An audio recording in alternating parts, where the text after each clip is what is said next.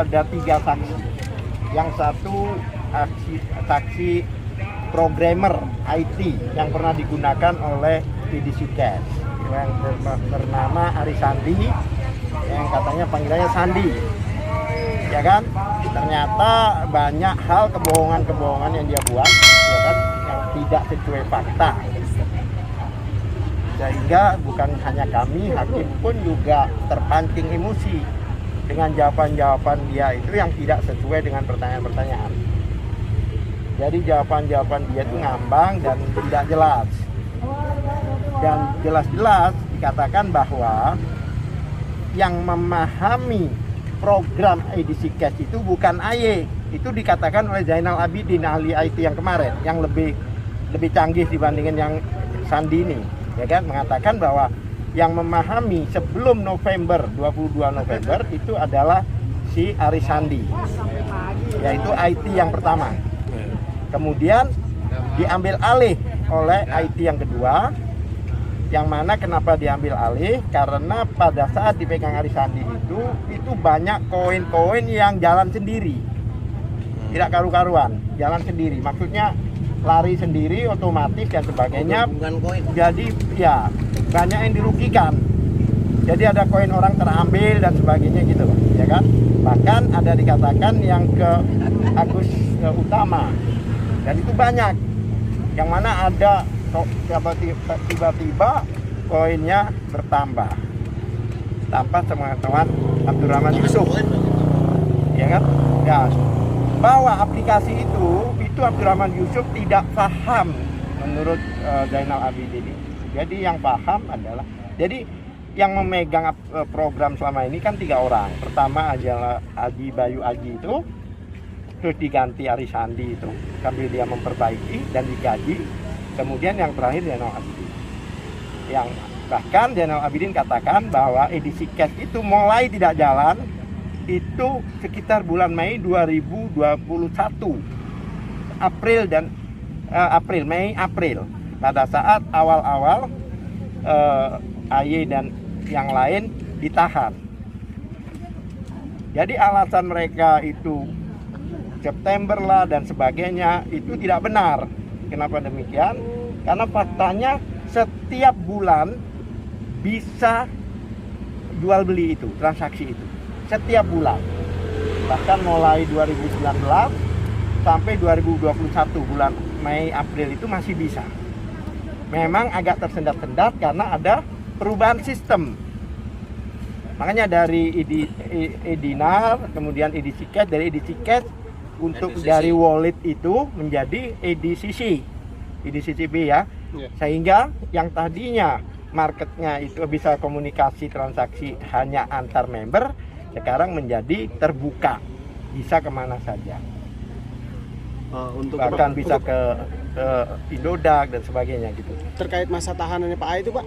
Masa tahanan Pak Ay ini sebenarnya, kalau saya boleh dibuka ya, artinya menurut mereka ya kan, bahwa AY ini Desember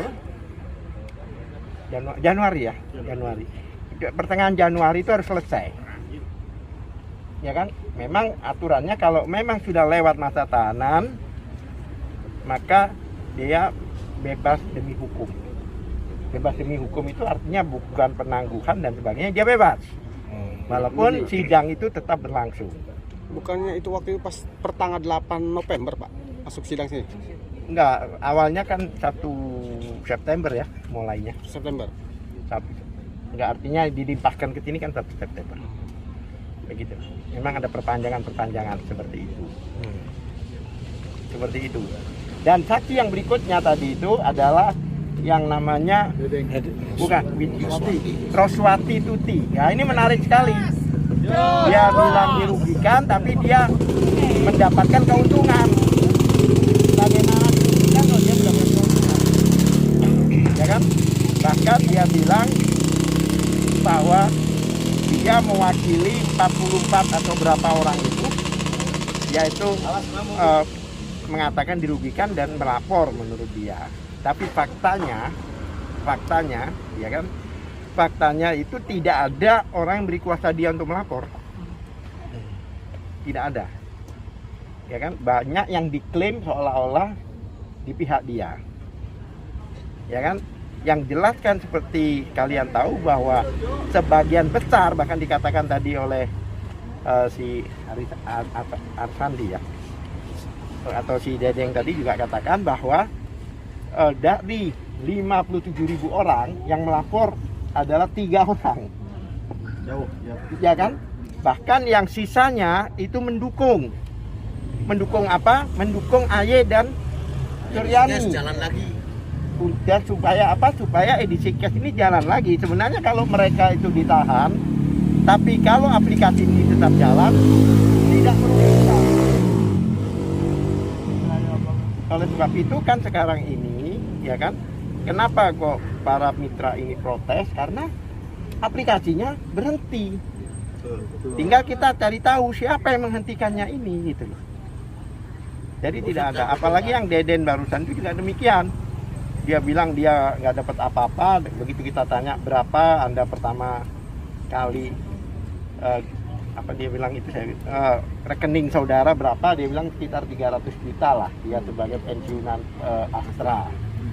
Nah kemudian dia bermain edisi cash itu sudah 41 bulan, padahal per bulan 15% dia dapat daripada nilai top up-nya dia.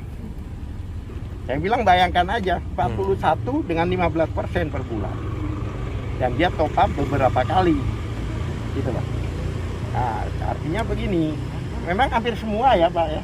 Kalau kita hanya bermain edisi cash, bermain mining itu aja, saya pikir tidak ada masalah.